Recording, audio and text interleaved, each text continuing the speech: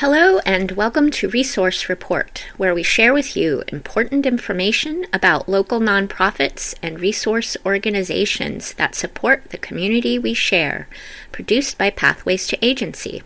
I am your host, Rainmaker. Today's show features memory activist Elaine Vradenburgh of Window Seat Media. Here's Elaine.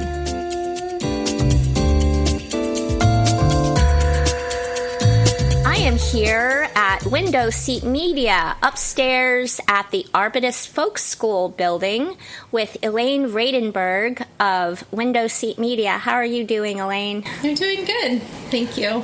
So what is your position here with Window Seat Media, and how did you come to be here? Yeah, good question. Well, I am the memory activist here at Window Seat, and that's essentially maybe a fancy word for oral historian. And I've been with Window Seat since the beginning. I'm actually the founder of the organization and the co-director. So I work with one other person, Meg Rosenberg, who we're co-directors together here at Window Seat. And my role really has been around stewarding and facilitating our community-based oral history projects. So Meg Rosenberg and I are co-directors at Window Seat. Mm-hmm. Meg came on, I think, in September of 2021, I want to say. And part of the reason we were excited about collaborating and Meg coming on was because they had this idea of starting a theater company. And at the time, we thought, what if we run that theater company through Window Seat? So Brave Practice was a playback theater program of Window Seat. And playback theater is a form of improvisational theater where people share real stories from their life and then actors play them back on the spot on stage. And it's been a storytelling format that I've always really appreciated. We did a lot of partnering with the Heart Sparkle Players, which is also playback theater, before Meg came on, and integrating playback as part of like a way that we can activate stories in the community has always been exciting to me. So Meg came on and, brought this theater company idea, got, a group of actors together. And we ran Brave Practice, I think, for 2 or 3 years, at least 2, maybe close to 3. And it was great. Meg did a variety of workshops, like where people actually got to learn the improvisational skills. We utilized it a lot as, integrated into the activation phase of our projects, where we got to do theater performances as an event to share stories from our projects. That was really great. And then it just sort of naturally came to an end, just shifting priorities. And Meg has been really excited about shifting into a new role in the organization that really utilizes their public administration background. So taking on, in the coming months, hopefully taking on more of the administrative end of our work, budgeting and fundraising and these kinds of things that we need to focus on really to keep afloat. Oh, yeah. That sounds awesome. Yeah. So Window Seat, I guess to back up a little bit, Window Seat is a community oral history and storytelling organization. We've been partnering with the community, I would say, since 2017. That was our first community-based project. And basically, we are really interested in, I would say, sort of partnering with communities to document and amplify stories that we don't always hear in our community. So partnering with organizations, with underrepresented communities and individuals. And all of our work is a very community-based process. So instead of me as an oral historian going out and interviewing 100 people, we like to convene cohorts of community members who would like to learn oral history, interviewing, editing, transcription, public programming, all of those things that go into curating a sort of public history project. So people come together, we have cohorts, and they learn all these different skills. Over the course of maybe it's a year, maybe it's 2 years, it sort of depends on the project. So they learn those skills, and then we present stories in the community. That sounds fabulous. What kinds of stories do you present about the community? Yeah, great question. So our projects generally tend to be thematic since the beginning, and we've done a wide variety of projects. Let me think about some of them. Window Seat started really by doing a lot of partnering with organizations that are really interested in farmland stewardship, working lands, farmland preservation. So our work really began around that theme. We partnered with the Community Farmland Trust and the Thurston Conservation District and did a variety of primarily video projects with those communities. So I'd say that was a big theme that we worked on for a while. We also did a theme around death and dying, actually, just thinking about what are our stories around death and dying, where do they come from, and how do they impact the care we seek and receive. That was a really big project that we did that was very community driven. We had a whole working group that came together around that project. We did a series of audio stories. We had a variety of really dynamic, multifaceted community events. We did one event at the Lord Mansion that was an all-day event with various kinds of workshops and sort of non-traditional, I guess I would say like sort of progressive approaches to end of life. So things like green burial and home funerals, death doulas, all the things kind of maybe take place outside of larger institutional settings. Sharing that knowledge and just getting folks in the community to realize, wow, there are these other resources, these other ways of doing things at end of life.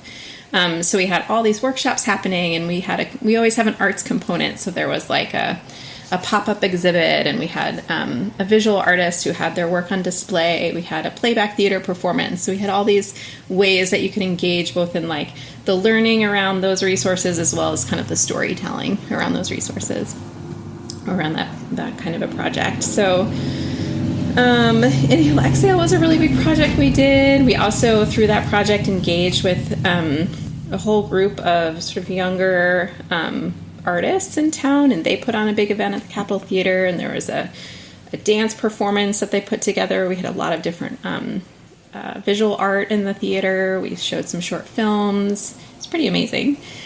So we did that whole series called Inhale Exhale.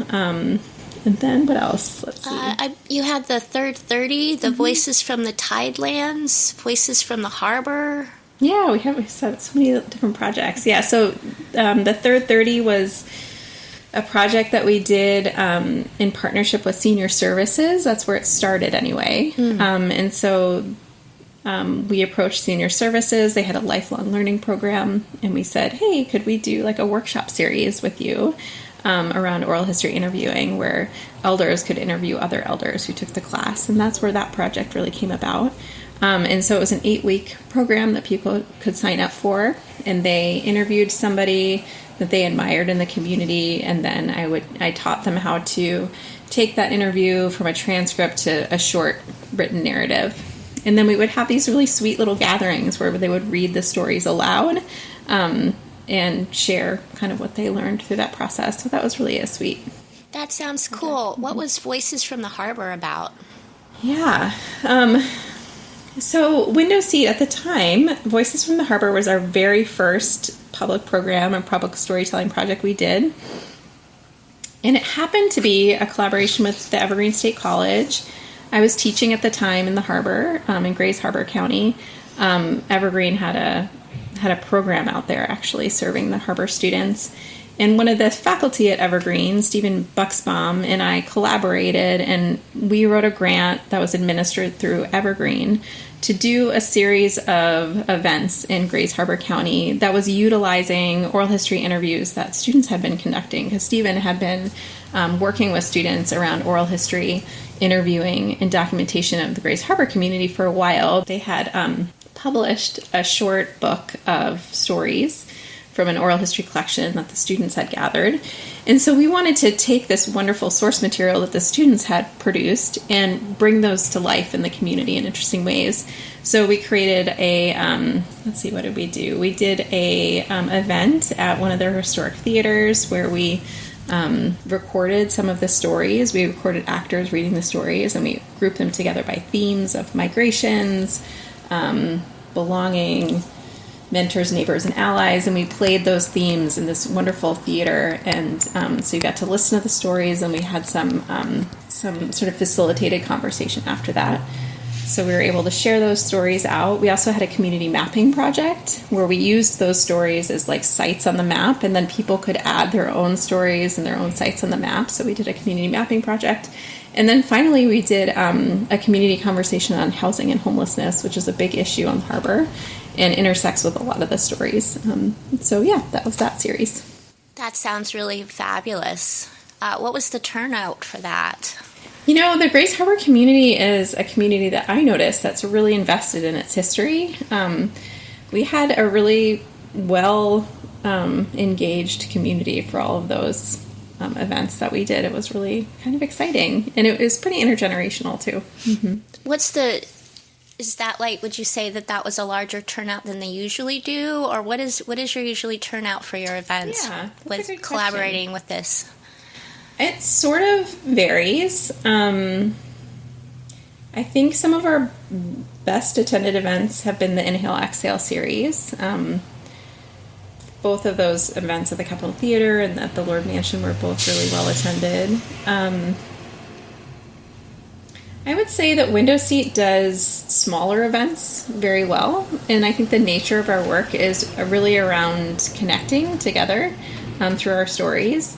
And so creating spaces where people feel safe to share, personal things about their lives. So oftentimes that works the best in a smaller setting. So I think for us, we love events that are like 45, 50 people. A bigger event might be 90 people. But I think maintaining that sort of intimacy feels like an important piece for us. Yeah, for sure. Having more informal, smaller events.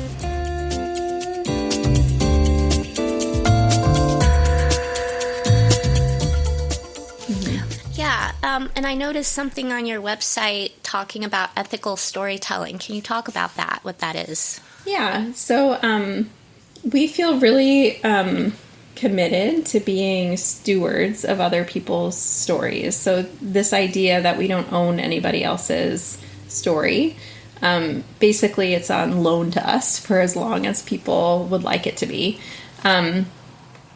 We take the role of steward really seriously. So, because we know that these kinds of fields of oral history, sociology, anthropology, all these kinds of fields that work with sort of quote unquote human subjects, come from a history of exploitation and extraction, often going into communities and taking stories for whatever purpose the researcher might want them for.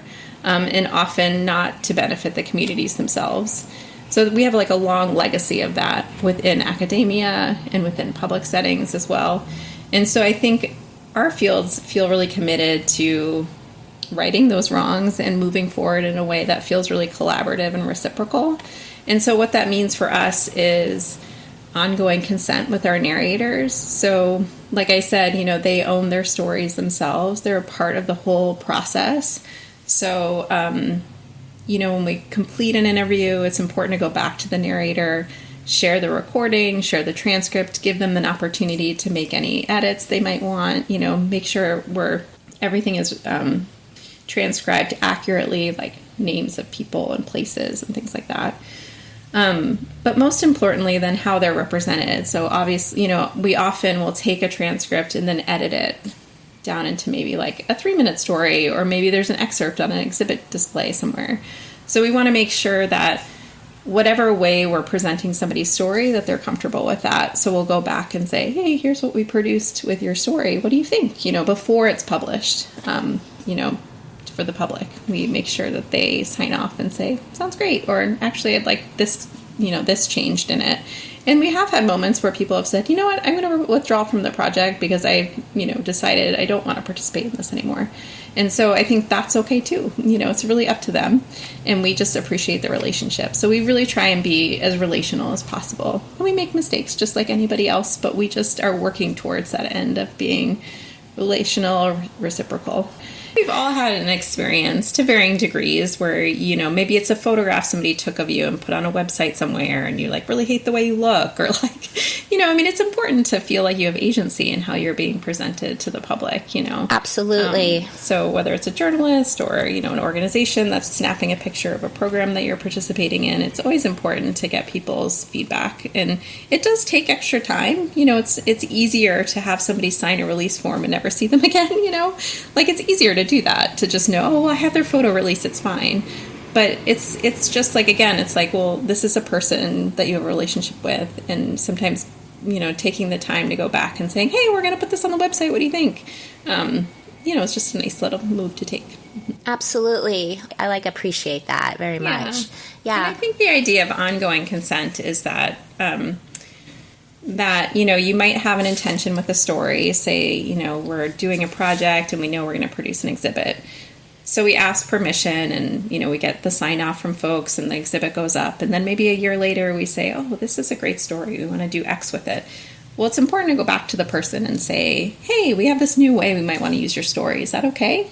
Just knowing that people's relationships to their stories change over time and they might forget that it's even there and decide, oh, actually I don't want that up there anymore, So it's important to sort of circle back with people. And I think on the flip side of that, again, if you think about it as a relationship, it's an opportunity to check in with that person and see what they're up to and just sort of revisit that relationship with them too. So. Absolutely. I mean, it can happen that they think of a new detail to that story that they forgot to tell you the first time, and it might be like a game changer for the direction that might take. Yeah. Yeah, and I think one good example, you don't always know the kind of impact that errors can make too.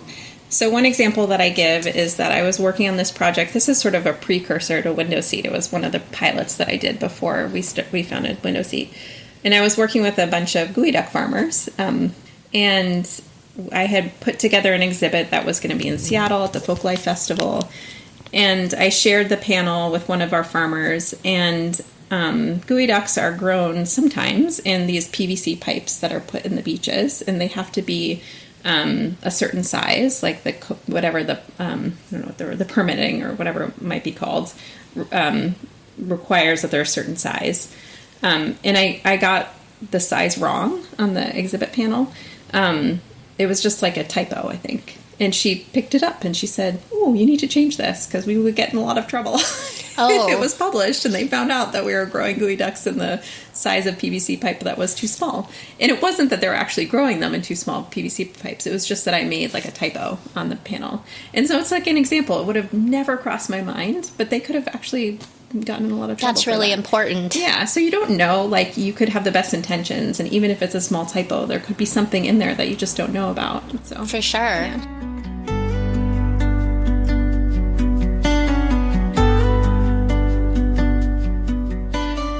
What is the impact that you look for with your work? A couple of things come to mind. One of the biggest things that we're interested in is expanding the archive. So, for example, right now we're doing a Pride Storytelling project, which is about documenting local LGBTQ history here in Thurston County. There's a lot of history. And a lot of it kind of lives in people's, the physical items, the archival items, like newspapers and different things, live in people's, attics or personal homes. There's not a whole lot in physical archives or in the library, and there's not a lot of interview content. And so we convened a cohort of queer storytellers, essentially, to do that documentation work. So they're just finishing their first year of doing interviews, and they interviewed 18 people in the community, which is great. Next year we'll have a year of public programming, so we get to share out some of those stories. But I would say, having that documentation effort so that it's accessible. We're partnering with the Timberland Regional Library, so we'll have some of those stories and materials available for future researchers to be able to check out at the library. So that feels like an impact that we're hoping to make, is just creating more primary source materials that are accessible around particular histories that we are less documented in town that are important, There's been a lot of contributions from the LGBTQ community here in town, and we want to share and celebrate those. So that's, I guess, one impact that is a goal of ours. We also, with that project in particular, this idea of bringing people together across generation feels really important. So we had an event on June 3rd where we got to celebrate that first year of research, and it was a pretty intergenerational group. We had somebody who was probably late elementary school who shared a story, all the way up to somebody in their 70s or, maybe close to 80s. So it feels really good to have people from different generations in the same room together, because we know that history comes alive and feels relevant when it's pulled from the past into the future, when we're gleaning from what happened before that can bring us into the next iteration of where we're going. So I think that feels like a really big piece for us. Trying to think of other kinds of impacts.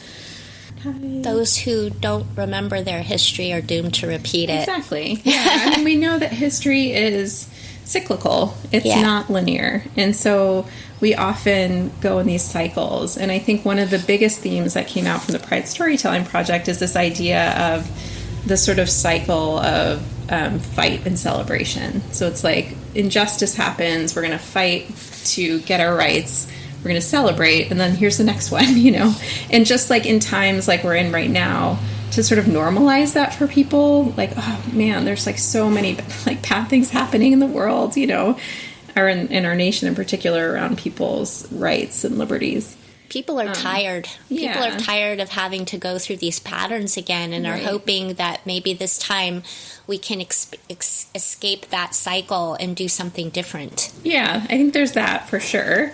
And there's also a lot of wisdom from people who've been through those cycles to say this is what I do to feel resilient. This is what I do for hope. This is what I do to take care of my neighbor, when these are things are happening. Get the important takeaways. This is what worked in the past. Maybe that will work now. Well, these things didn't work, but so maybe we need to try something else this time, and look at that past landscape and compare it to where we are now. There's a lot of validity for that. Yeah. So I think that's a big piece, is sort of learning from the past and moving into the future. And then there's always this sort of community building aspect of our work. We get people together. Our work's often about communal listening to a story and then reflecting, and you'll see a story's told, we might share a story from our project, and then it'll spark a memory from somebody else, and they'll share something, and it's that's where the memory activism, that title, comes into play. It's we're activating people's memory, we're remembering in new and different ways, we're uplifting those stories that we don't often get to hear collectively in public, maybe they're more private stories. So all of those things feel really, really important and help us feel rooted in this place, connected to each other. It helps to sort of stave off isolation and makes us feel like we matter, all of us matter. So, yeah. For sure.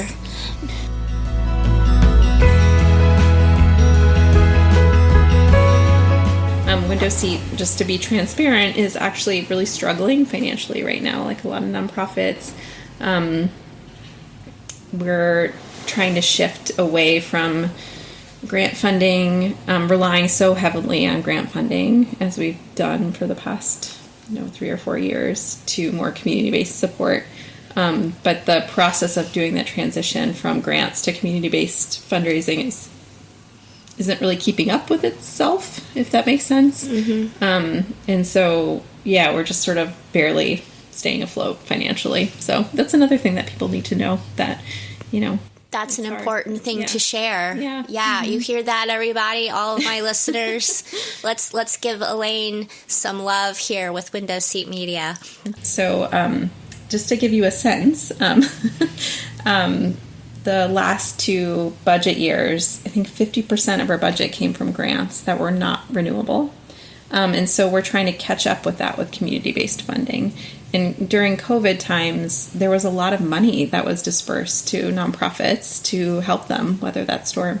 And I think nonprofits took advantage of that, but then also it's not renewable, so we're trying to kind of catch up with community-based fundraising. So that's a big piece that we could always use help with.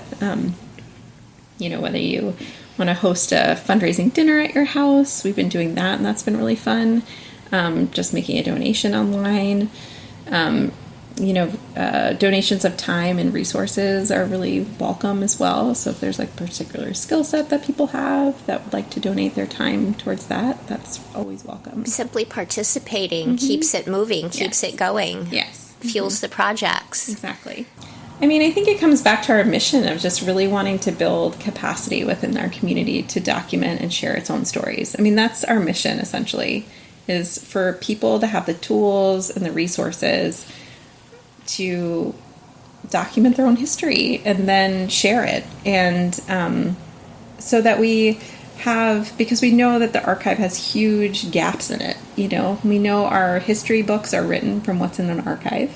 And so if there's big gaps, if there's like communities that are left out of it, our archive, they're not necessarily written into the history, right? And there's so many different people who live in our country, in our communities, so many different people, so many different stories. And I think that we really lack we have some like historical organizations in town, like the Bigelow House has been here forever, the Olympia Historical Society, there's some places in Tumwater. But, the City of Lacey has a museum. The folks working there are really wonderful. But I think that, growing I don't know how else to say it, like the history or heritage sector, I think, in our community, and for Window Seat to play a role in that, and our role really being a community-based, community-led history-making role would be amazing to me, where you could see, like, the archive just growing and the ways that people engage and share those stories grow, and the way that we think about history being really generative and dynamic and exciting. I think that would be exciting. We've also talked about curriculum. So last year was the first year we did a summer institute for educators, where we taught educators how to use oral history, interviewing, and documentation skills in their classrooms. And there's a team of, I think, 3 educators from Reeves Middle School, and they wound up doing their own oral history project with their 8th graders, and that was really exciting. Oh, wow. Yeah, and so also thinking about, like, how can our work be utilized by local educators so that the stories that we document can become a part of local curriculum feels like an exciting prospect to us. Like, actually, those stories be used as texts. Because we think about, the people in our community as knowledge holders. And they have a lot of wisdom to share. People, sharing wisdom just from the things that they've lived through feels really important. And so I think, like, knowing that those stories are accessible for people to learn from, students to learn from, feels important. So there's an archival piece, there's an educational curriculum piece that feels exciting. Being fully resourced to run cohorts in a really effective way. That's intentional, where the cohort members really get training, they get financial resources. So we pay you got a stipend, a small one, but each year we try and increase the stipend so that cohort members are actually getting paid for their time and their effort. So, I guess those would be a few about the archive, about the education and curriculum, about just a really well-resourced cohort. So I think those are some of them. Mm-hmm.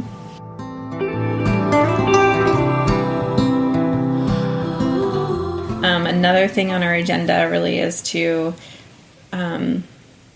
we have almost 10 years now of archival materials that feel like they need a more permanent home. But unfortunately in our community, we don't really have a repository, like an archive. We have the library, and they've been wonderful partners to us, and we're excited to get publications of our stories in the library, but it's not an archive. Evergreen has an archive, but I think in some ways is sort of, mission driven by Evergreen. So to the extent that our stories make sense there, I'm not sure. And then the Washington State Archive is really for government documents mainly. So I think one of the things is, like, what do we do with these materials so that they're accessible, like, to the public long term, and not just the short stories, but like the full length archive of materials, like all the long form oral history interviews. So I think that's a question in my mind. Like, what can we do? Like, how can we get all that organized? Like, that would be amazing to have that organized and put someplace. So I think that's a big piece, is like the archive. And I mean, I guess for me, it's like the permanency of an archive where to me, like, what's interesting about archival materials is they can come out at any time and you can make sense of them at any moment. Like 50 years from now, you can make sense of something that was recorded today. We can make sense of something that was recorded. You know what I mean? Like, so they're not like static. It isn't static materials, but you're like re-engaging with them. That's what makes history exciting, is if you're re-engaging with them in the present. So I think the archive feels like a piece.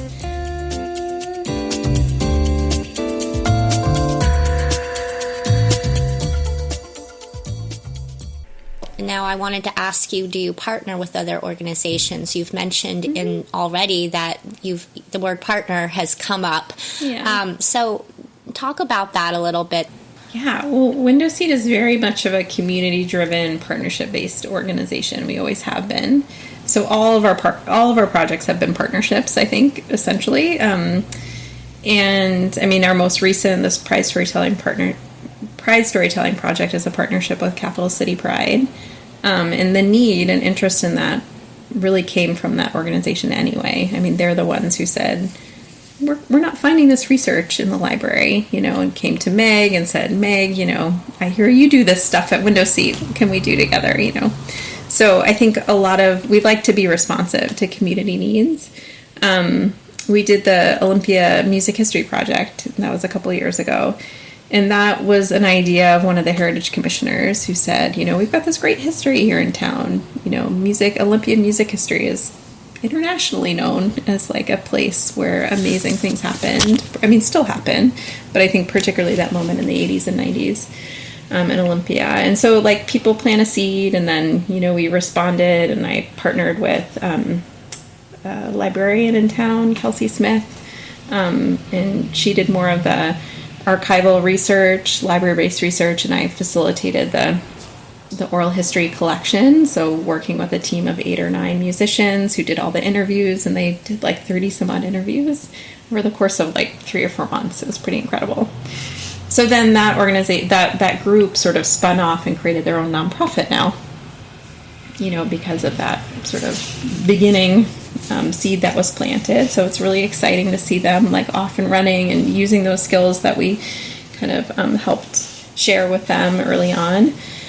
And they have a beautiful website now, and a lot of those interviews are now, just accessible to the public. And one of the things that's exciting about that project is Olympian music has been covered, over the years by various people. But I think that this project is unique in that it's like by Olympia for Olympia, kind of. So I think a lot of people have come in and wanted to like interview various people.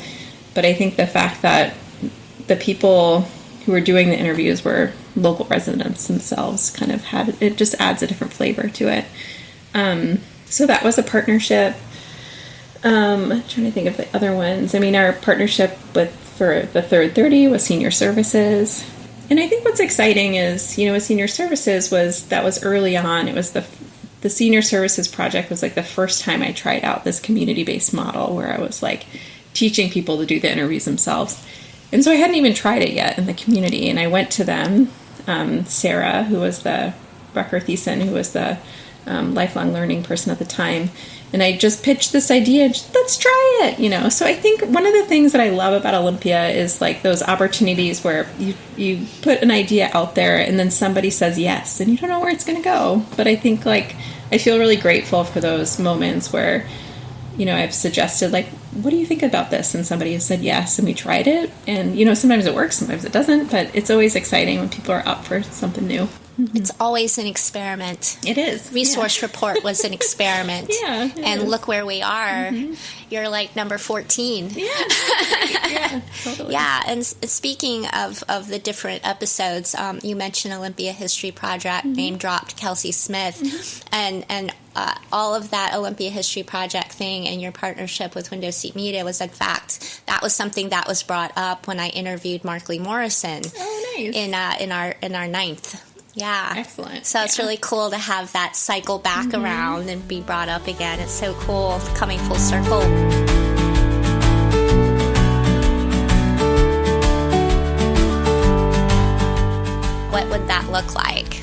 involved in a cohort project? Each cohort has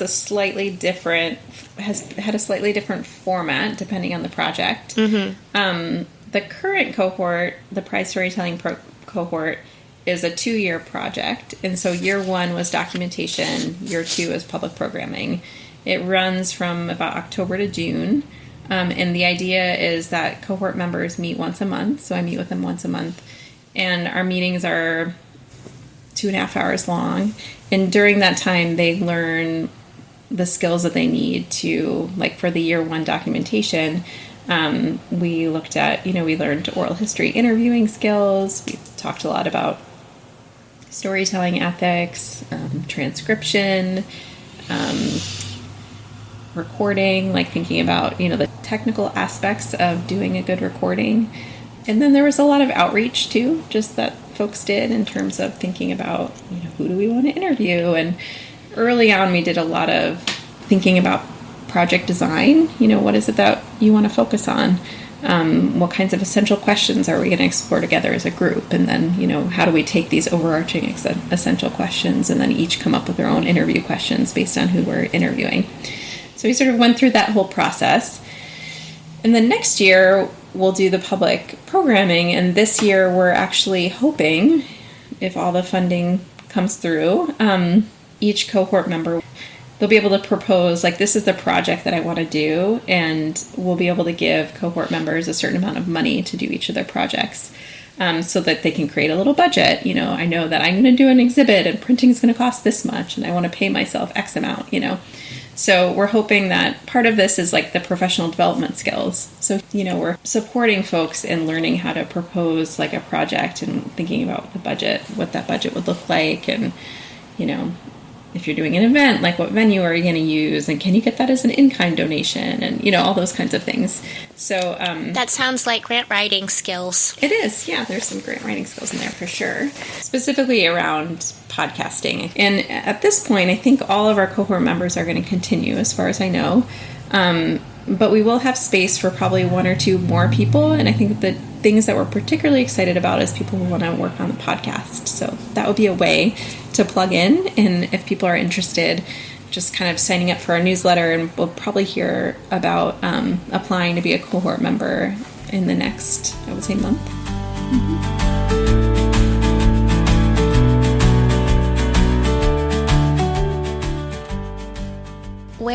Where do people meet? So right now we're housed at Arbutus Folk School. We've been here for about a year. We love it. We love being here. It's so wonderful to be in a space where people are creating art all the time and craft, engaged deeply in a craft. It's really exciting. And it also feels really good to offset the folk school's rent with our rent. So that feels great. And we've also really valued the partnership we've had with the YWCA, and particularly the Liberation Collective. So the Liberation Collective is a space that's housed at the YWCA in their Friendship Hall, but it's its own entity. And they provide space for groups who are needing space for workshops and different things. So that's where our cohort meetings currently happen.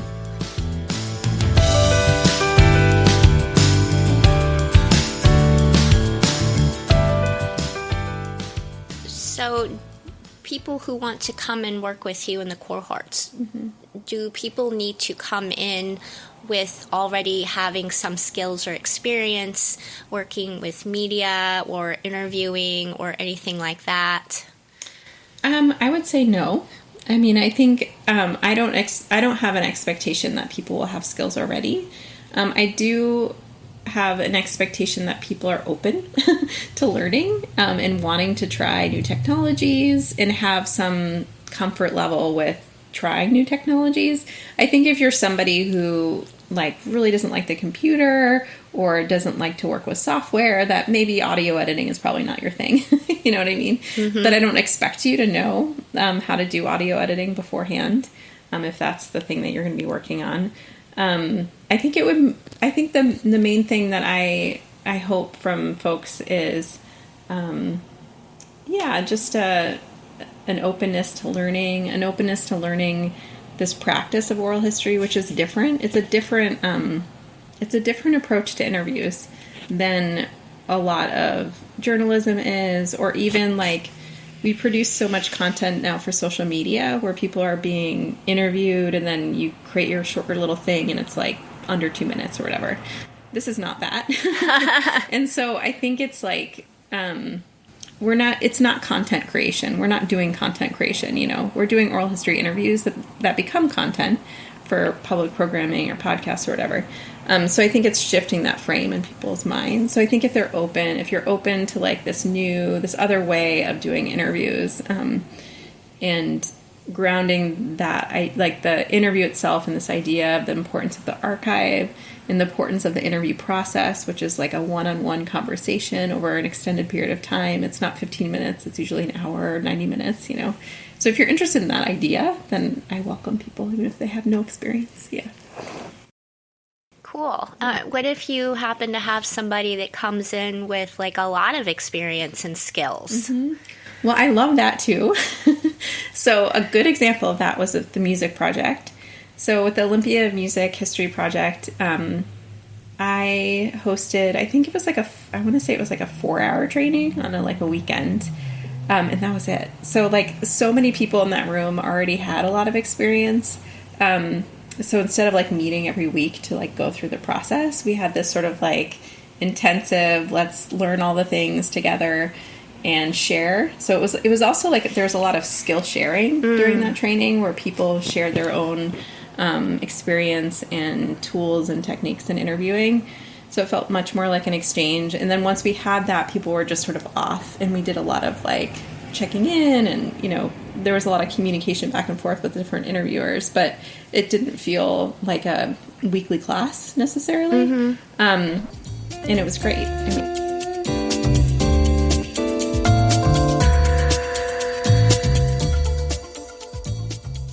Does it cost anything to participate? Most of our programs are free. Mm-hmm. So most of our events are free. When we do workshops like our Summer Institute, which we're doing again this year, so at the end of August, we have another Summer Institute. Those are typically for, you have to pay to be a part of those workshops. But the nice thing is if you're an educator, so we're a clock hour provider, so if you're an educator, you can get your clock hours from participating. And often the educators also have opportunities where they can get a grant to take the program. So if you go on our website, I think it's called like a WEA grant or something like that. But if you go on our website, it'll say what the grant is. Mm-hmm. And how much does it cost to participate in those particular programs? We always do a sliding scale. Mm-hmm. So we like to have like one price point that's, if cost is prohibitive, like here's what you pay, this is the actual cost, and then if you can pay above that, it helps to support the people who can't pay the actual cost. So it's usually forward. Mm-hmm, mm-hmm. Yes, we usually do that.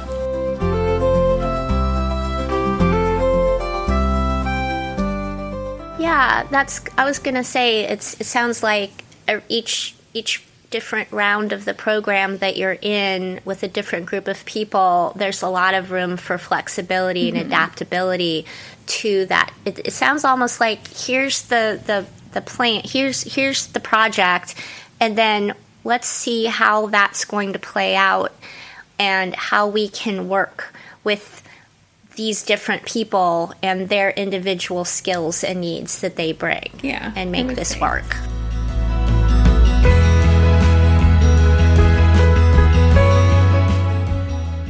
So you have a very low barrier entry for community members coming in to work with you. Like literally it could be anybody. I mean, this is a crazy wild example, but like what if you had like a government administrator wanting to do this in their off time? Or what if you had a really driven houseless individual, for example? Yeah. Those are two major extremes. Yeah, I think we maybe unconsciously have. Now that you're talking about it like that, I'm realizing, like we don't really have a lot of requirements for people to participate. And I guess, like I was saying before, it's more of just an openness to learning and a commitment to the field, because I think that's the big piece, is that it's not Elaine coming up with these like this framework or these ethical guidelines. It's not me. It's a field that I'm connected to and that I was trained in. And so I think it's like we need to be, and not that we don't want to question, because I mean things change because we question them, right? So it's important if we notice something within the field that we're like, hey, that doesn't sound right, that we question it and we think about it, but that this work belongs to a different field, to a larger field of practice, and that there's groups all over the U.S. doing this work.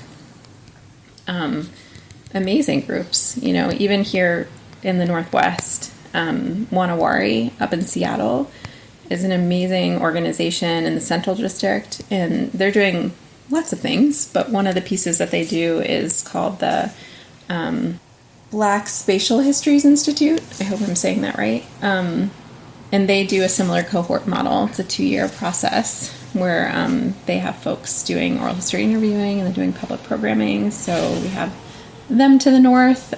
Certainly the Wing Luke Museum is an amazing example of a community-curated museum that really is deeply embedded in oral history practices.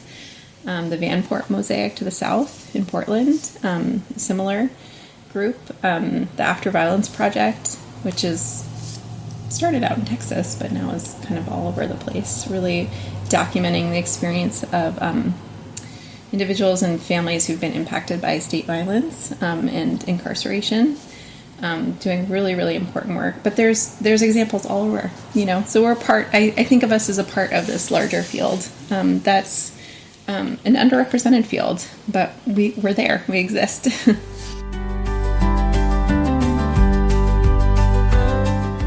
What if you were to work with what's it called? It's a program at Evergreen working with the incarcerated students. Oh, yeah, Gateways for Incarcerated Youth. Yeah. And maybe help I think get their stories out and learn skills learning. Mm-hmm. Yeah. That's a good idea. I think there's this level to this layer around like trauma-informed interviewing and practices that feels like I feel like our work is trauma-informed, but I think we have some work to do around working with particular populations that are maybe more vulnerable in that respect. Because there's a lot of ways that interviewing can cause harm to people, can re-trigger trauma, depending on what kinds of questions that you ask. And if you're somebody who hasn't experienced something, this has come up a lot with interviewing with houseless folks, for example. If you're somebody who hasn't gone through that and then you do an interview with somebody who has, you could unintentionally ask a question that could be really painful to that person or re-traumatize them. And so I think there's a piece around that too, where it feels important. And I think that's part of our ethical storytelling. I was going to say it circles back to that. And also just our framework where our projects, we try to have our projects be done by people who are directly a part of the community that they're documenting. So with our Pride Storytelling project, all of our cohort members doing the interviews identify as part of the LGBTQ community. And so that feels important because there's a level of understanding more, I think, of of just what... Giving agency to their stories and their voices. Exactly. For sure. Yeah, so I think there's that piece for sure.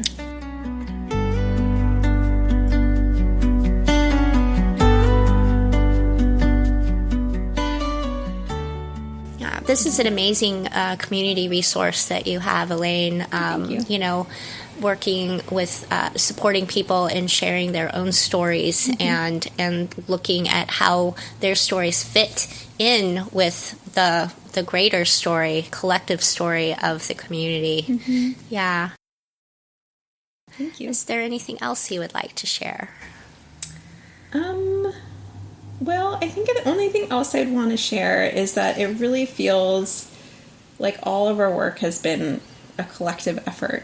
Like I think about all the people along the way who've said yes to different things, who've been on our board and been incredible advisors, or, you know, creative collaborators. I've collaborated with so many talented people who've, you know, done artwork for exhibits or produced like original music for the podcasts. You know, created like this group of dancers who created this whole dance performance for our Inhale Exhale project. It's just exciting to have opportunities to put out an invitation and say, you know, what do you think? And have people join and add their own creative flair to whatever we're doing and get some fulfillment of whatever goal that they might have. So working collectively feels really important and exciting to me. And I hope that that's always at the center of our work. Because I think, you know, Window Seat and our projects in general really center on this idea of collectivism as opposed to individualism. So our oral history projects in general are hoping to, you know, uplift this idea of collective organizing, working together, and that we're all part of an ecosystem, you know, and that all of our roles matter, that, you know, everybody has a role to play in social change. All of those roles are important and needed, and they're all interdependent. There's no person that's any more important than the next person, you know, and just really leveraging that. So I think in our own work, we try and emulate that as well in the way that we organize our projects. So I would say that that's a big piece. And I should say that our overarching project or theme of all of our work is community roots. And Community Roots is a project that really explores how people come together to make change and create new possibilities for themselves and their neighbors. And it really focuses on organizing efforts and artists often intersecting with each other. So we know in our community that community arts and community organizing are very aligned with each other and intersecting. And so Community Roots serves as sort of our overarching project, and all the things that we've done sort of underneath that speak to that bigger theme and bigger project. So we have this bigger theme, and then we might focus on a particular topic or community, like the Pride Storytelling Project, LGBTQ community. Inhale, Exhale is really around how are we taking care of each other in this, you know, non-conventional way at the end of life. Third Spaces, which was our original Community Roots project, you know, is thinking about access to space, who has access to space, and the importance of space in relationship to community organizing and making art together as a community. So all of our projects kind of fit under that overarching theme of community roots and organizing and art making, I guess.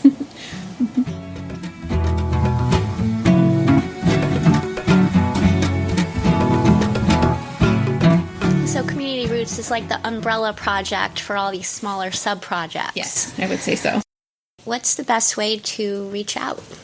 Yeah, so I would suggest we send out a monthly newsletter that has all the details of everything. So signing up for our newsletter on our website is a great way to stay in touch.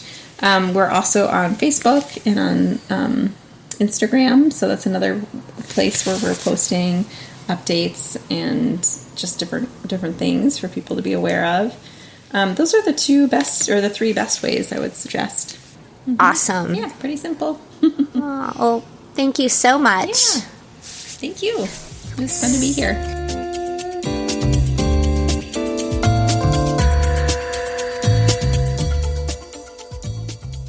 It was amazing for me to have Elaine on Resource Report because I actually interned with her. To have your own experience working with Elaine, visit www.windowseatmedia.org and you can shoot Elaine an email at elaine@windowseatmedia.org or call 360-754-6506.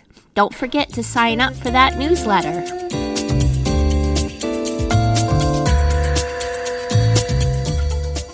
That's it for today's resource report produced by Pathways to Agency. At Pathways to Agency, we are driven by the belief that everyone should have the tools and support to achieve their goals and thrive in their communities. Our mission is to bridge the gaps in understanding, accessibility, and trust by connecting individuals to resources and sharing information and processes that can lead to personal and community growth. Resource Report offers information about existing and emerging nonprofits and resource organizations. Find out more at pathwaystoagency.org. You can also find our shows archived indefinitely on rss.com/podcasts/resource-report. Chaos Radio is not responsible or liable for any views or opinions expressed in the interviews conducted by Resource Report. Till next time, and thanks for listening.